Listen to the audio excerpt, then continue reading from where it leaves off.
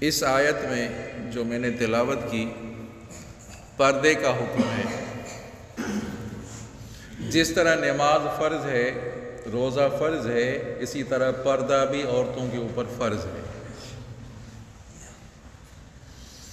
جس طرح اگر کوئی نماز نہ پڑھے، روزہ نہ رکھے تو گنہگار ہے، اسی طرح اگر وہ عورت جو پردہ نہیں کرتی، عورتیں جو پردہ نہیں کرتی وہ بھی گنہگار ہیں۔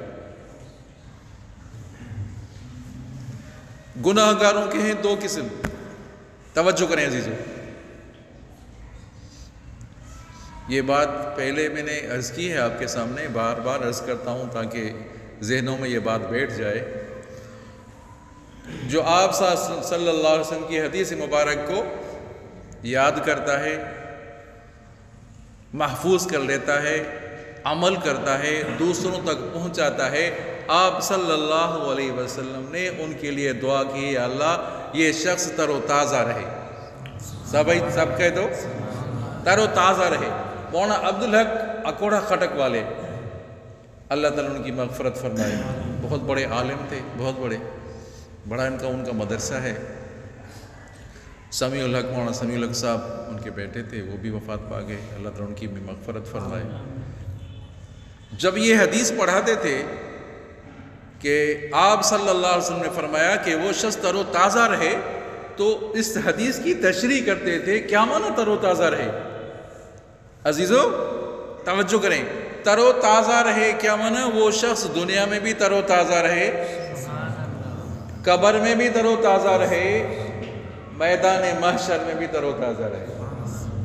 سمجھا نہیں؟ تو یہ بات آپ جو سنتے ہیں وہ گھروں تک پہنچائیں، جو گھروں تک پہنچائیں۔ تو گنہگاروں کی دو قسمیں، ایک تو وہ گنہگار ہیں،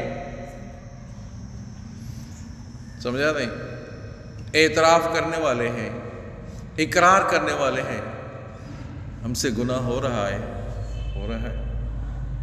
اللہ تعالی ہم سب کو بچنے کی توفیق عطا فرمائے۔ وہ بندہ کہہ رہا ہے کہ اللہ مجھے توفیق دے دو کہ میں گناہ سے بچ جاؤں، گناہ سے میں بچ جاؤں، گناہ تو ہو رہا ہے، فلاں گناہ، یہ بھی میں اس گناہ میں مبتلا ہوں، یا اللہ دعا مانگ رہا ہے، یا اللہ مجھے ہمت دے دو کہ میں گناہ سے بچ جاؤں۔ تو سمجھو کہ اس شخص کا گناہ، اس شخص کا ایمان محفوظ ہے، اس شخص کا ایمان محفوظ ہے۔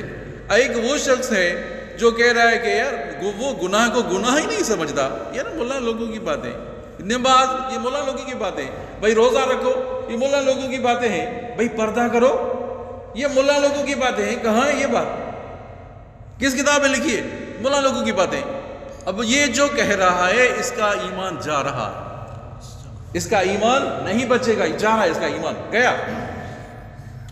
وہ شخص، پہلا شخص گناہ کو گناہ تو سمجھ رہا ہے نا، گناہ کو گناہ تو سمجھ رہا ہے، اور یہ شخص گناہ کو گناہ ہی نہیں سمجھ رہا۔ تو عزیزو یہ بات ذہنوں میں بٹھائیں، گھروں تک پہنچائیں، ہماری مائیں اور بہنیں اور بیٹیاں یہ بات سنیں۔ جس طرح نماز فرض ہے، روزہ فرض ہے، اسی طرح پردہ بھی فرض ہے، جو پردہ بھی فرض ہے۔ جب پردہ بھی فرض نہیں ہوا تھا تو آپ صلی اللہ علیہ وسلم کی زوجہ مبارکہ باہر نکلی تو کافر چمے گویاں کرنے لگے، فلاں جا رہی ہے، فلاں جا رہی ہے۔ تو حضرت عمر فاروق، سب کہہ دو رضی اللہ تعالیٰ، بات سنی، یہ بات سنی کہ محبوب مصطفیٰ صلی اللہ علیہ وسلم کی زوجہ کے لیے یہ الفاظ کہہ رہے ہیں کہ فلاں جا رہی ہے، ایسی جا رہی ہے۔ آپ صلی اللہ علیہ وسلم کی خدمت میں آئے اور حضرت عمر فاروق نے فرمایا، امی ارجی الی بیتک، اماں واپس چلی جا۔ کہہ دو نا سبحان اللہ، اماں واپس چلی جا، یہ کہہ رہے ہیں، یہ بدماش کافر لوگ یہ بات کر رہے ہیں، کہہ رہے ہیں اب واپس چلی جاؤ۔ واپس چلی گئی۔ حضرت عمر فاروق کا مشورہ ہوا، اللہ تبارک و تعالیٰ نے پردے کی آیت نازل فرمائی۔ کیا بات ہے جی۔ ایک صحابیہ عورت، اللہ اکبر، پتہ چلا کہ بیٹے کا جنازہ نکلا ہے، بیٹے کا جنازہ نکلا، بڑا اہتمام کیا نکلنے کا، بڑا پردے کا اہتمام کیا۔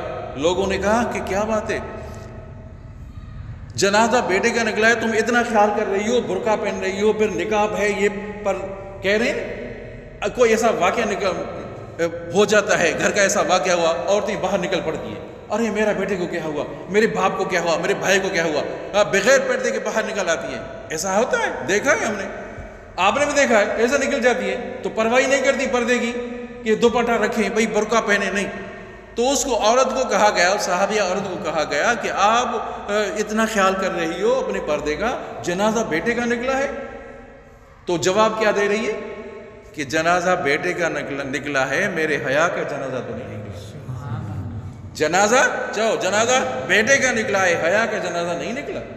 الحیا والایمان قرنا، حدیث مبارک ہے حیا اور ایمان دونوں جڑواں ہیں. حیا چلا جاتا ہے تو ایمان بھی چلا جاتا ہے. حیا چلا جاتا ہے تو ایمان بھی چلا جاتا ہے. سمجھا نہیں؟ گھر میں یہ تلقین کرو، پردے کی تلقین کرو. سمجھا نہیں؟ اللہ اکبر. آپ صلی اللہ علیہ وسلم کی طرف حضرت علی المرتضیٰ آئے. سبحان اللہ. حضرت علی المرتضیٰ بی بی فاطمہ رضی اللہ خدمت میں آئے. آپ صلی اللہ علیہ وسلم نے پوچھا گیا یا رسول اللہ صلی اللہ علیہ وسلم آپ کو کون محبوب ہے؟ فرمایا فاطمہ محبوب ہے. فاطمہ تو بضعۃ منی، فاطمہ میرے جگر کا ٹکڑا ہے. فرمایا اس کے بعد کون محبوب ہے؟ فرمایا اس کا شوہر محبوب ہے، حضرت علی المرتضیٰ. فرمایا من کنت مولا، جس کا میں مولا فعلی مولا، جس کا میں مولا، جس کا میں دوست، علی بھی اس کا دوست. چلو سبحان اللہ. جس کا میں دوست علی بھی. بس مولا لوگوں نے کہا کہ کیا مانا؟ یہاں مولا کی مانا آقا ہے. مولا کی مانا آقا، آقا مانا نہیں ہے.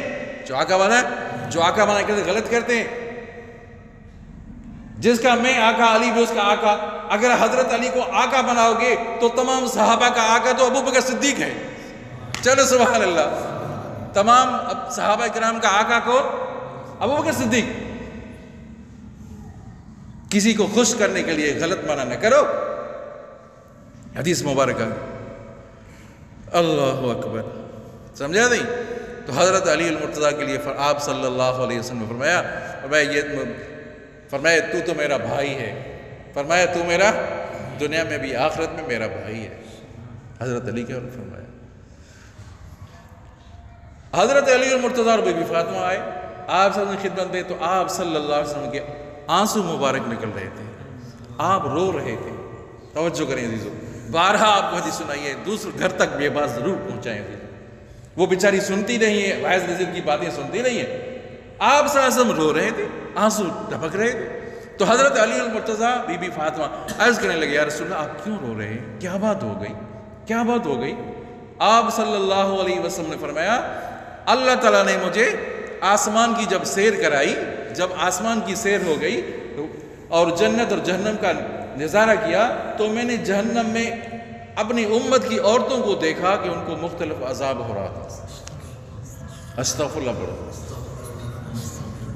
امت کی عورتوں کو عذاب ہو رہا تھا. 6 قسم کی عورتوں کا بیان کیا آپ صلی اللہ علیہ وسلم نے.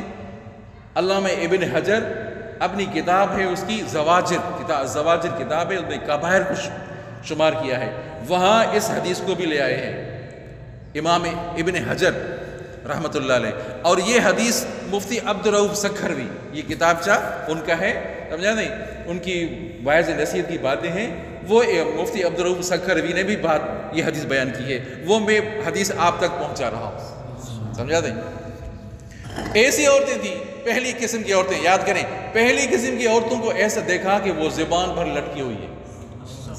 جہنم میں زبان بھر لٹکی ہوئی ہیں، زبان اوپر لٹکی ہوئی ہے. کون عورتیں تھیں؟ کیوں عذاب ہو رہا تھا؟ یہ وہ عورتیں تھیں، سمجھا نہیں؟ کیا پہلے قسم کی عورتیں وہ جو بالوں کے پر لٹکی ہوئی تھی. جو بالوں کے پر. کون عورتیں تھیں؟ جو دنیا میں بال کھول کر چلتی تھی. پہلے قسم کی عورتیں یاد کرنا، پہلے قسم کی عورتیں ایسی جو بالوں پر لٹکی ہوئی تھی. یہ وہ عورتیں تھیں جو بالوں کھول کر چلتی تھی اجنبی مردوں کے سامنے. عزیزو، جس کے ساتھ نکاح کرنا جائز ہے، توجہ کریں، اس کا گھر میں آنا منع ہے. جو گھر میں آنا منع ہے. بس جس کے ساتھ ماموں زاد ہے، چاچو زاد ہے، خالو زاد ہے، فلاں ہے، جس کے ساتھ نکاح کرنا جائز ہے وہ گھر میں نہیں آ سکتا اگر شرعی پردہ ہے. اگر شرعی پردہ نہیں ہے تو اپنے عورتوں کو کہیں کہ وہ گھونگھٹ تو کریں، گھونگھٹ رکھیں، کپڑا رکھیں. بھائی وہ آ رہا ہے، میاں کا شوہر آ رہا ہے، فلاں آ رہا ہے، دور کا رشتہ دار، دور تو ہو جائے. سینہ بھی کھلا ہوا ہے اور یہ گردن کھلی ہوئی ہے، عورتوں کو پرواہ ہی نہیں، خیال ہی نہیں کرتی۔ تو بالوں پر لٹکی ہوئی تھی وہ عورتیں تھیں جو اپنے اجنبی مردوں کے سامنے بال کھول کر چلتی تھی۔ دوسری وہ عورتیں تھیں، دوسری کسی یاد کرنا عزیزو، دوسری وہ عورتیں تھیں جو زبان پر لٹکی ہوئی تھی۔ یہ وہ عورتیں تھیں جو اپنے اس زبان کو اپنے شوہر کو بھی تکلیف دیتی تھی، پڑوسیوں کو بھی تکلیف دیتی تھی۔ وہ عورتیں تھیں۔ عورتوں کو چاہیے بیوی ہو اور شوہر کی خواہش کا احترام کرے، شوہر کی خواہش کا احترام کرے، یہ بیوی ہے۔ اور جو بیوی شوہر کے خواہش کا احترام نہ کرے وہ بیوی کس کے؟ یہاں تک آپ صلی اللہ علیہ وسلم چولہے پر بیٹھی ہے، وہ بھی شوہر بلا رہا ہے آ جاؤ میرے ساتھ بیٹھو، تو اس کو بیٹھنا ہے، چولہے کو چھوڑنا ہے، کھانا پکانا چھوڑ دے، شوہر کے ساتھ بیٹھ جائے بس۔ جو شوہر کو تکلیف دے رہی ہے اور خوش نصیب وہ عورت ہے اصلا جو شوہر دیکھے تو مسکرا کر جواب دے دے، جو نے سبحان اللہ، شوہر دیکھے اور مسکرا کر جواب دے دیے، یہ عورت صالحہ ہے جو 5 وقت پابندی کے ساتھ نماز پڑھے، روزے بھی رکھے، اپنے شوہر کی فرما برداری بھی کرے اور اپنے جسم کی حفاظت بھی کرے، جنت کے 8 دروازے نکلے۔ آئی بات سمجھ؟ کتنی قسم کی 2 عورتیں ہوئی؟ 2 قسم کی عورتیں، یاد کرو 2 قسم کی عورتیں۔ تیسرے قسم کی عورت کیسی ہوگی؟ سمجھا نہیں؟ دونوں پیر، دونوں ہاتھ پیشانی سے بندھے ہوئے ہیں اور دونوں پیر سمجھا نہیں؟